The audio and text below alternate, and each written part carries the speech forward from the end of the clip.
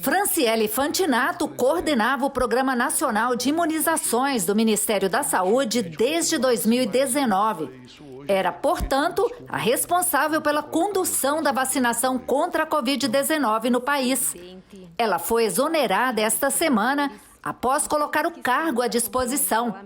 Franciele, que já teve a quebra de sigilos aprovada pela CPI, está na lista de investigados pela comissão, conseguiu no Supremo o direito de ficar calada na CPI. Vossa Senhoria está amparada por um habeas corpus do Supremo Tribunal Federal e, por esta razão, não é obrigada a prestar termo de compromisso de dizer a verdade. No entanto, Vossa Senhoria pode, se assim desejar, prestar esse compromisso. A senhora quer prestar esse compromisso? Não? Apesar do habeas corpus, respondeu a todas as perguntas. Começou dizendo que a indicação dela para o cargo foi técnica e não política. E explicou por que pediu para deixar o cargo. Eu deixei o cargo por questões pessoais. Eu estou desde 2019 na coordenação do Programa Nacional de Imunizações. Venho trabalhando incansavelmente. E pelos últimos acontecimentos da politização do assunto em relação à vacinação, eu decidi seguir os meus planos pessoais. A vacinação é uma evidência muito forte de que tem resultado. Quando começa a se tratar o tema em relação à vacinação, onde se coloca em dúvida essa prática, tendo o aval da Anvisa, tendo o aval em relação aos estudos, isso pode trazer prejuízos para a campanha de vacinação.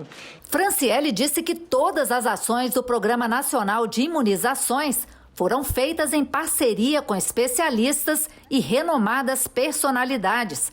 E apontou por que um dos maiores programas de vacinação do mundo enfrenta dificuldades na vacinação contra a Covid-19. Faltou para o PNI, sob a minha coordenação, quantitativo suficiente para a execução rápida de uma campanha e campanhas publicitárias para a segurança dos gestores, profissionais de saúde e população brasileira. E fez críticas ao posicionamento do presidente Bolsonaro em relação às vacinas. Vossa Senhoria disse em entrevista ao jornal Folha de São Paulo que as atitudes do presidente da República prejudicam a campanha de vacinação contra a Covid-19. Em que fatos Vossa Senhoria embasou sua afirmação? É uma opinião pessoal, relator. Eu, enquanto coordenadora do programa de vacinação, eu preciso de apoio que seja favorável à fala em relação à vacinação. Então, quando o líder da nação não fala favorável, a minha opinião pessoal é que isso pode trazer prejuízos. Se me pedir se eu tenho números disso, eu não tenho elementos. Mas eu, enquanto coordenadora, precisava que a gente tivesse um direcionamento único. Ela disse ainda que a pressão para incluir segmentos específicos entre os grupos prioritários na vacinação também prejudicou a campanha. Essa definição dos grupos prioritários foi porque a gente imaginou que talvez não conseguisse vacinar num primeiro momento toda a população brasileira. Então, definiu-se objetivos para a vacinação, que era, primeiramente, a manutenção da força de trabalho do setor saúde, porque a gente precisava que esses profissionais estivessem vacinados para poder atender a população brasileira. Na sequência, aqueles que mais morriam, por morbidade e mortalidade, e a manutenção, na sequência, a manutenção do funcionamento dos serviços essenciais.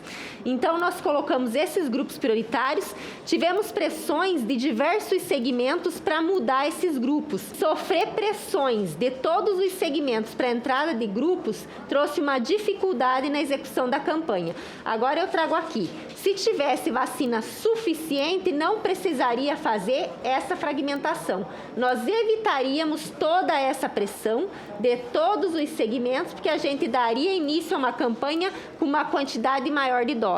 A ex-coordenadora do PNI disse que o setor dela participava das reuniões em que se discutia a provável compra de vacinas, mas apenas para emitir notas técnicas e não definir contratações. Sempre no teor técnico, querendo captar as informações para poder entender aquele produto, para poder ver aquele produto já tem resultado, aquele produto ele pode ser incorporado, qual é a característica dele de armazenamento, qual é o tipo de aplicação, qual é o número de doses. Então, era uma participação bastante específica para poder implantar depois, né, organizar uma estratégia de vacinação. A ex-coordenadora do Programa Nacional de Imunizações foi questionada sobre a nota técnica encaminhada aos estados, recomendando a vacinação de gestantes que tinham recebido a primeira dose da AstraZeneca com qualquer vacina que estivesse disponível.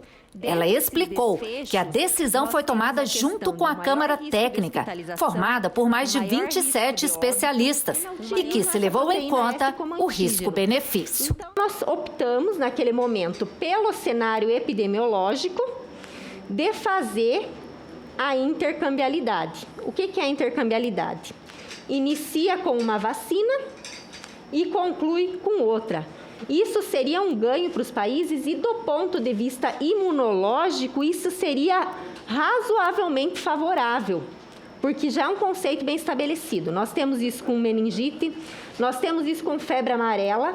Existe uma vacina da febre amarela que é da Fiocruz e outra da Sanofi. No Brasil, nós não temos Sanofi, mas isso é feito no nível internacional. E aí a gente emitiu, no sábado de manhã, a comunicação do ministro, pediu que retirasse a nota porque queria que rediscutisse a intercambiabilidade. Eu, como tal, acatei e falei, não, vamos rediscutir. Né? Existe o risco, não tem total incerteza da intercambiabilidade, embora França já estava usando, Alemanha já estava usando, Finlândia já estava usando, Suécia já estava usando, e tem mais alguns países aqui que agora eu depois posso colocar para vocês. Então, já tinha países usando a intercambiabilidade. E nós estávamos preocupados porque os óbitos eram, a cada 100 mil gestantes, nós temos 19 morrendo. Então, o perfil de benefício-risco era muito adequado. Recebemos essa comunicação, eu imediatamente comuniquei aos coordenadores estaduais que nós iríamos rediscutir a nota técnica. Aí, tiramos a nota do site.